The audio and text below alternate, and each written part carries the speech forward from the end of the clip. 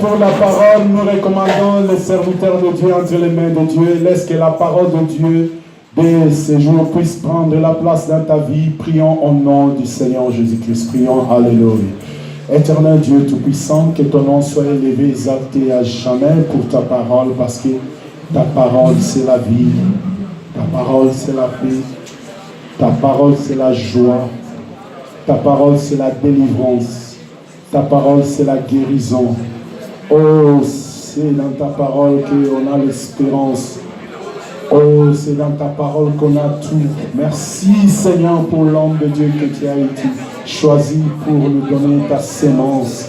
Laisse que ta sémence puisse nous donner la vie éternelle. Alléluia.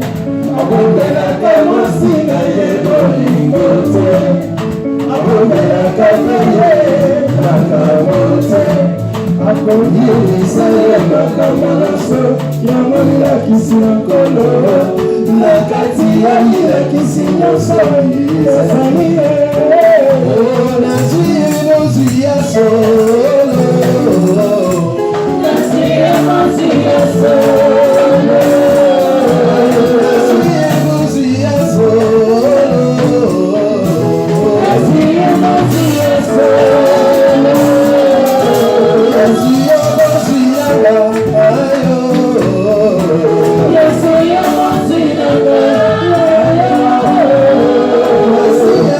ya mama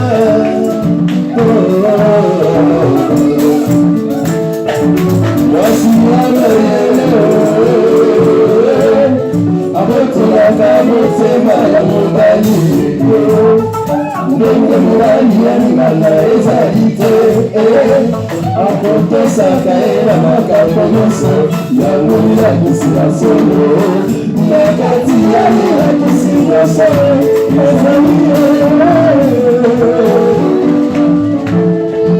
mwasi ya mayele abatelaka motema ya mobali ndenge mobali alingana ezali te akotosaka ye na makambo nyonso yango milakisi ya solo na kati ya milakisi nyonso ezali ezwi ya solo ezwi ya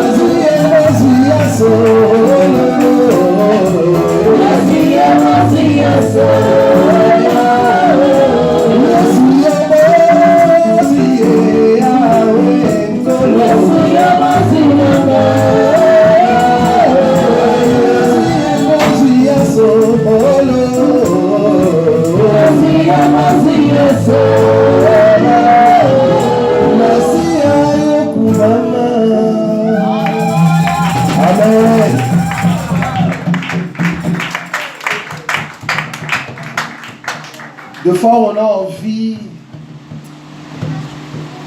qu'on chante avec son cœur. De fois, on a envie de chanter avec son âme, juste pour toucher le cœur de celui qui est le plus beau d'entre les dignes. Cet homme, c'est Jésus-Christ. La chanson, en fait, nous étions en train d'expliquer le mariage. Nous avons dit qu'un vrai homme ne cache jamais quelque chose à sa femme. Tout ce qu'il a, tout ce qu'il sait, il donne à sa femme. Et une vraie femme doit arracher le cœur de son homme et doit être soumise en toutes choses. C'est pour cela que la femme doit danser devant l'homme. Donc c'est ça en fait la chanson. C'est vraiment une chanson d'amour de celui qui nous a aimés tant. Amen. Je profite de l'occasion pour dire à nos chantres, si Dieu le veut, en tout cas le 2 septembre, qu'on nous prépare quelque chose de très profond. Le 2 décembre, c'est un dimanche, nous allons prendre un temps, je dis décembre.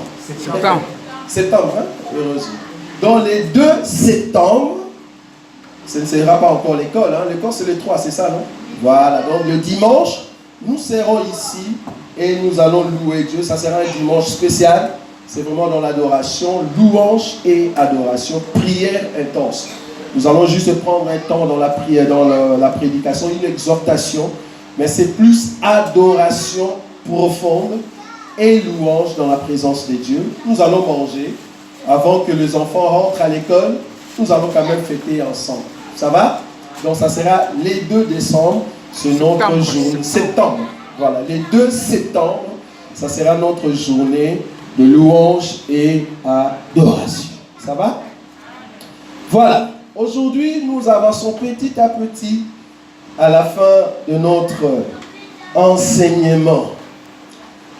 Je vais ouvrir la Bible. Je suis dans le livre. Nous allons prendre nos Bibles. Deutéronome. Deutéronome. Aujourd'hui, nous allons prendre le chapitre 24.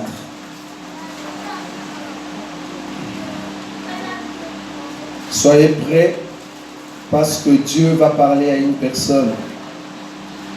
Et je crois que ce que Dieu a prévu aujourd'hui pour toi, c'est pour que tu changes réellement.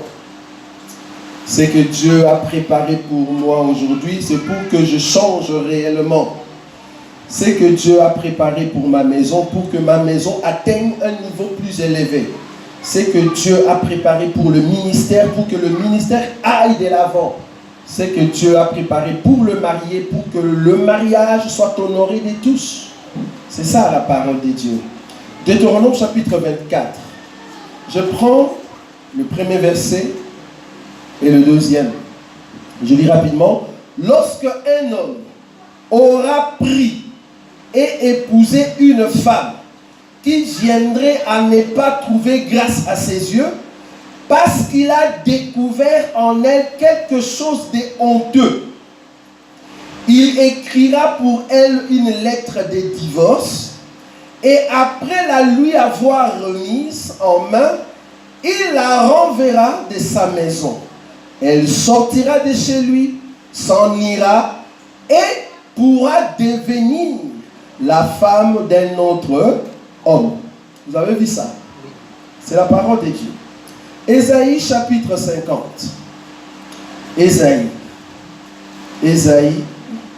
chapitre 50. Ésaïe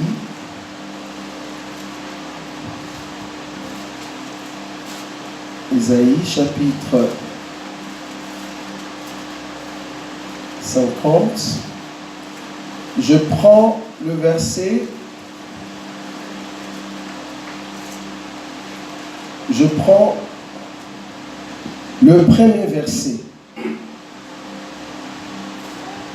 Ésaïe chapitre 50, le premier verset. Ainsi parle l'Éternel. Où est la lettre de divorce par laquelle j'ai répudié votre mère? J'aime Dieu. Dieu a des termes très graves, alors que quand il parle en prophétie. Il a dit ceci. Ainsi parle l'Éternel. Où est la lettre de divorce par laquelle j'ai répudié votre mère? Ou bien, auquel de mes créanciers vous ai-je vendu?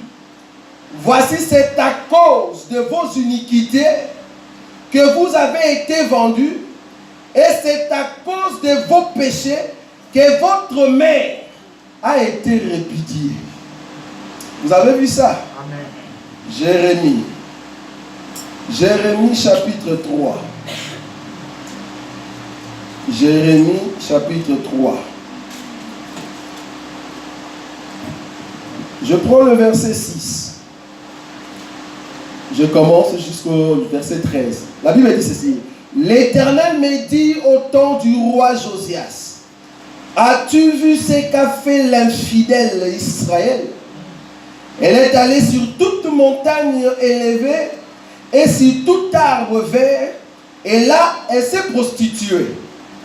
Je disais, après avoir fait toutes ces choses, elle reviendra à moi. Mais elle n'est pas revenue. Et sa sœur, la perfide de Judas, en a été témoin.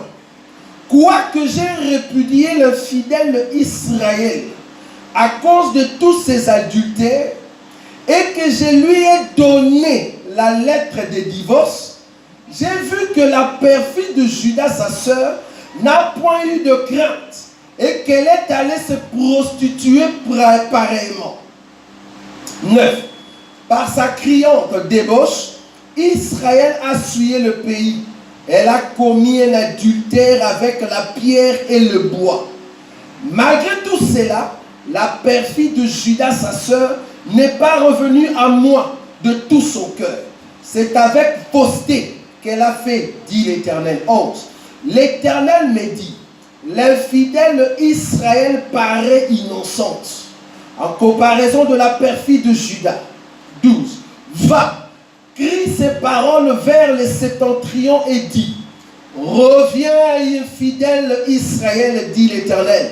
Je ne jeterai sur vous aucun regard sévère, car je suis miséricordieux, dit l'Éternel. Je ne garde pas ma colère en toujours.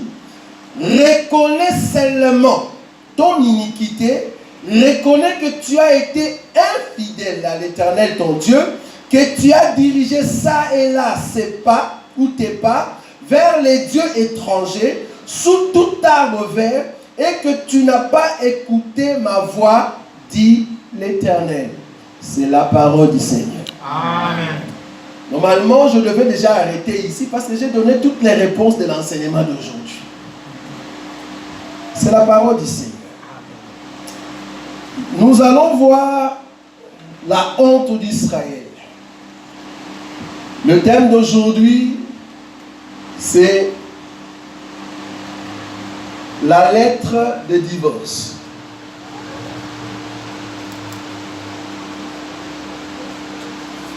La lettre de divorce. Bon, si déjà vous êtes divorcé au milieu de nous alors que tu es un enfant de Dieu, nous allons frapper très fort. Parce que nous croyons que nous, dans les assemblées des élus, nous ne croyons pas qu'un enfant de Dieu peut divorcer. Soit disant la femme n'a pas respecté mes parents, soit disant la femme n'est pas belle, soit disant la femme est sorcière. Tu ne peux pas divorcer.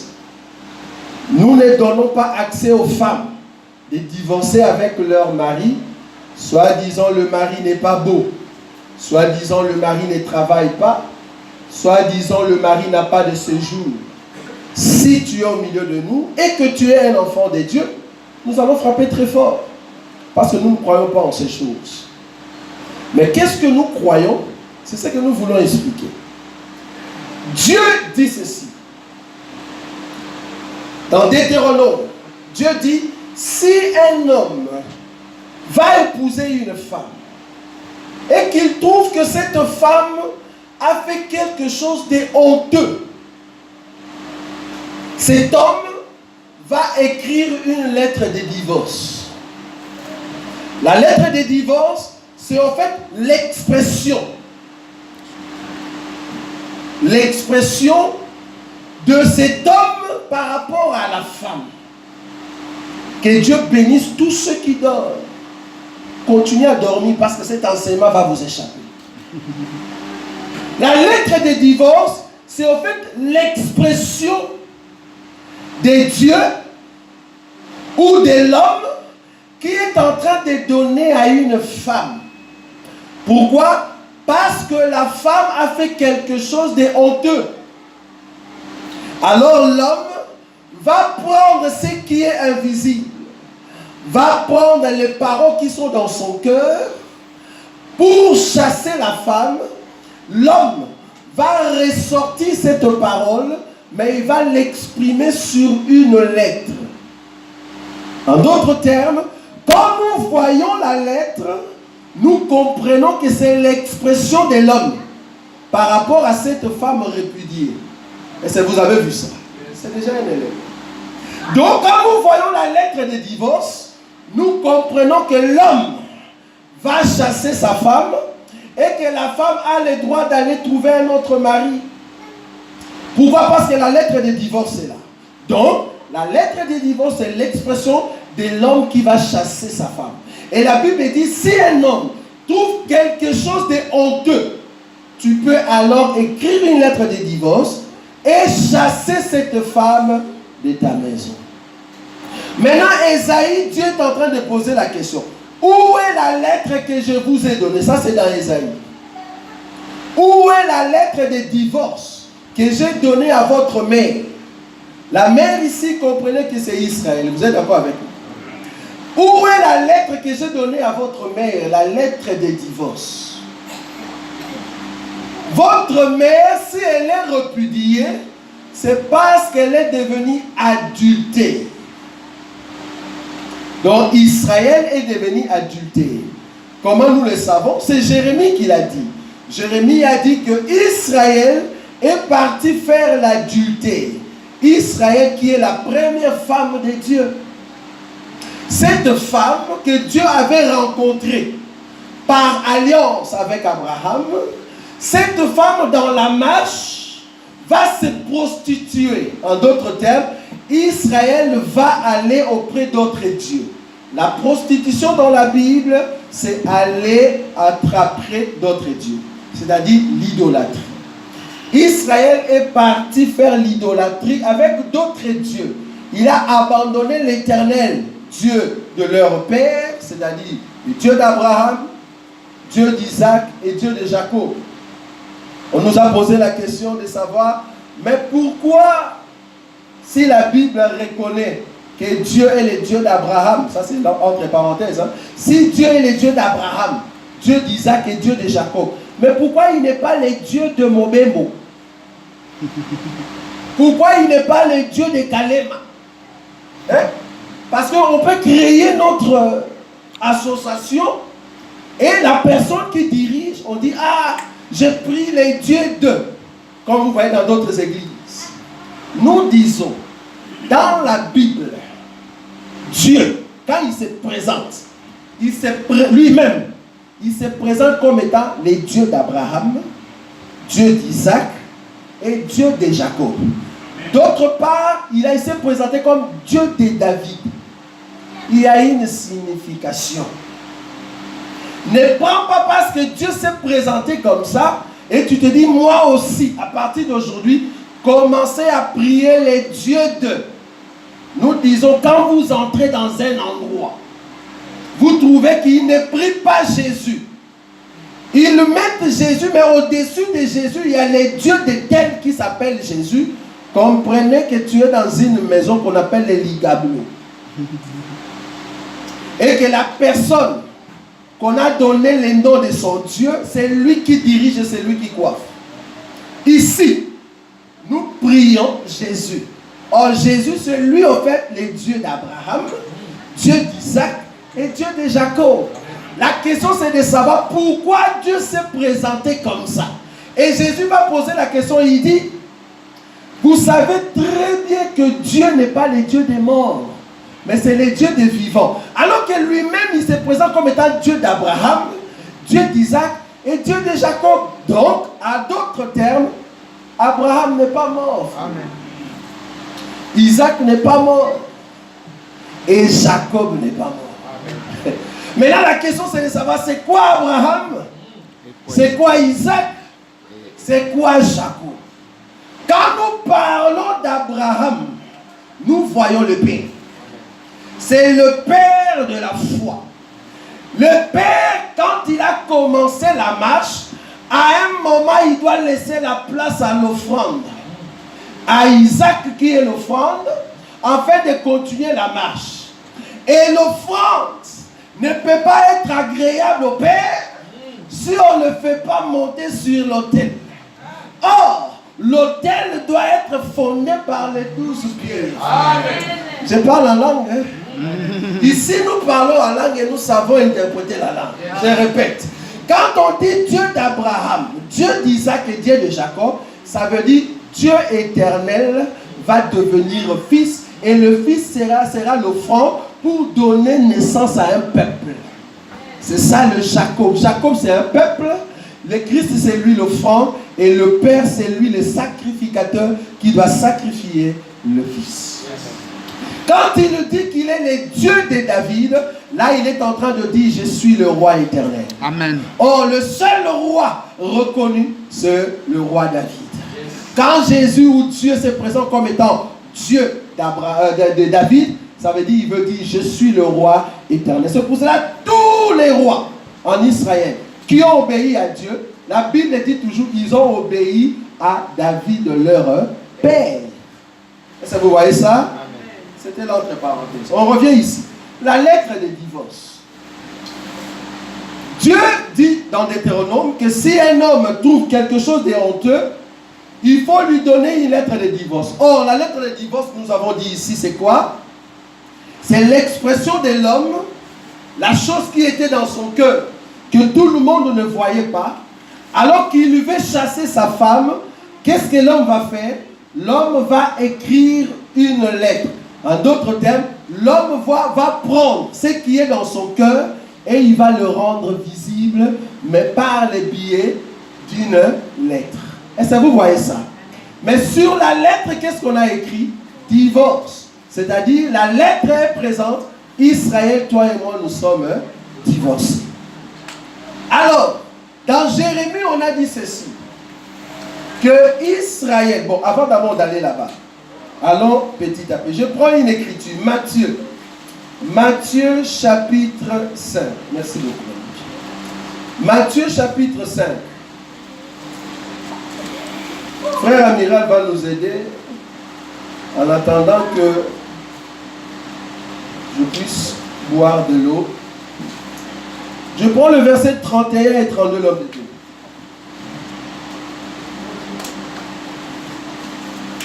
Matthieu chapitre 5, verset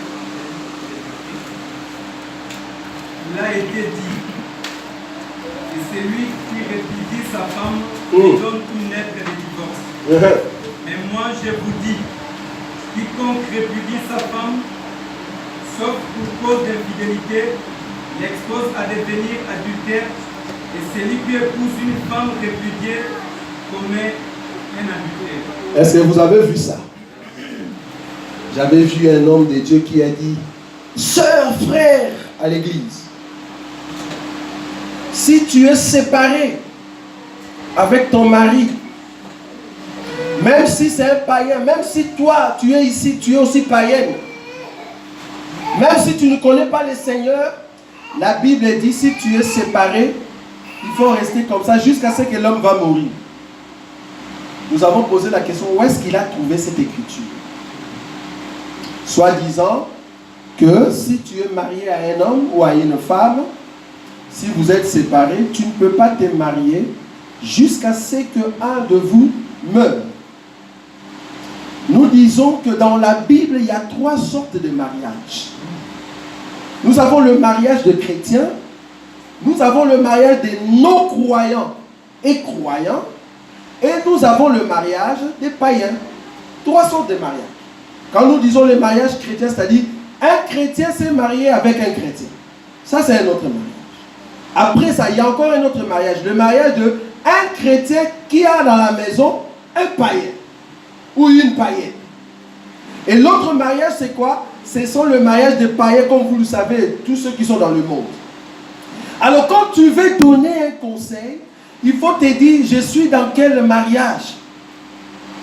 Dans les mariages des chrétiens, si vous êtes séparés, personne ne peut se marier. Pourquoi? Parce que dans le mariage des chrétiens, la séparation, vous êtes obligés de rentrer ensemble, frères. Pourquoi? Parce qu'il y a une écriture qui va vous prendre. 1 Corinthiens chapitre 13, qui va vous dire que l'amour supporte tout. Même quand il y aura un problème, le fait que vous êtes soumis à la parole, cette écriture-là doit vous remettre ensemble. Amen. Donc tu ne peux pas te remarier. À moins que, c'est ce que nous allons expliquer ici. C'est-à-dire, dans les mariages des chrétiens, dans les cas de l'infidélité, là-bas ça change. Or, dans les mariages des non-croyants et croyants, ça aussi c'est autre chose, nous l'avons déjà expliqué. Mais aujourd'hui, restons un peu sur le mariage des chrétiens ou le mariage des croyants. C'est là-bas que nous touchons. Ici, la Bible nous dit, c'est Jésus qui parle. Il dit, il vous a été dit, c'est-à-dire Moïse vous a dit, que si tu n'aimes plus la femme, il faut lui donner une lettre de divorce. Mais moi je vous dis, si tu chasses une femme, sauf en cas de l'infidélité, tu l'exposes à devenir adultère. Et celui qui épouse une femme adultère commet l'adultère. Alors, quelle est la différence entre infidélité et adultère? Ce n'est pas la même chose, frère. Quand on parle de l'infidélité dans la Bible, ce n'est pas la même chose avec l'adultère. Quand on dit adultère, c'est-à-dire une femme mariée, un homme marié, un de ses partenaires va sortir du lit conjugal et aller coucher avec une autre personne dehors. C'est-à-dire suyer le lit conjugal. Ça, c'est l'adultère. Quand est-ce que nous les reconnaissons que c'est un adultère? Si on attrape cette personne en flagrant délit et on amène la personne ou la personne elle-même. En tout cas, il faut trouver encore cette personne aujourd'hui. C'est-à-dire la personne elle-même fait l'adultère et puis revient. Mon amour, j'ai commis l'adultère. Si vous trouvez une femme comme ça, c'est une bonne femme. Ou un monsieur, un frère, qui te dit j'ai commis l'adultère. Souvent, ils vont prendre l'écriture des Proverbes. Et ça, vous voyez cette écriture? C'est comme une femme adultère qui va coucher avec un homme et elle marche, vous ne savez pas qu'elle a couché avec un homme. L'adultère, c'est quand l'homme ou femme tombe dehors, attrapé en flagrant délit, ou elle-même ou lui-même vient le dire. Ça s'appelle adultère parce que la personne est venue demander pardon. Alors là, la personne qui écoute ce pardon, c'est à la personne de pardonner. Maintenant, est-ce qu'on peut rester dans le mariage là où il y a l'adultère? Selon la Bible, bibliquement parlant, si tu pardonnes la personne, il ne faut plus soupçonner. C'est-à-dire, si la femme ou l'homme a fait l'adultère et la personne vient te demander pardon, la Bible te dit, 1 Corinthiens chapitre 13, l'amour ne soupçonne pas. C'est-à-dire, quand la personne va sortir encore, il ne faut pas dire, la fois passée déjà, et là, il y a déjà 1 heure passée. Non, quand tu soupçonnes, c'est toi qui pêches, parce que tu as pardonné la personne. Le fait de les pardonner, donc oublie tout. Et vous continuez la marche. Ça, c'est l'adultère.